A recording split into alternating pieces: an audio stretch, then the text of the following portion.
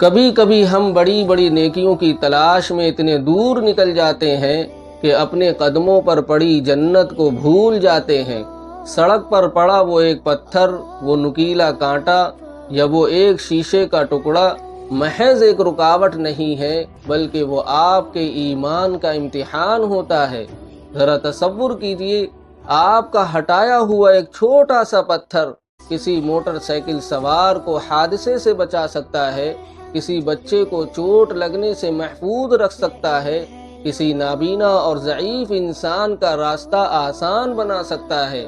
اللہ تعالیٰ کو اپنے بندوں کی خیرخواہی اتنی پسند ہے کہ وہ اس معمولی سے عمل پر جنت کی بشارت دیتا ہے۔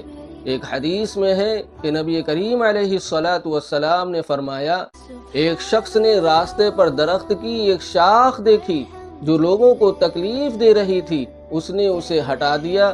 اللہ تعالیٰ نے اس کے اس عمل کو قبول کر لیا اور اسے جنت میں داخل کر دیا۔ ذرا سوچئے، وہ عمل جسے کرنے میں چند سیکنڈ لگتے ہیں، وہ انسان کی ابدی زندگی کی کامیابی کا ضامن بن سکتا ہے۔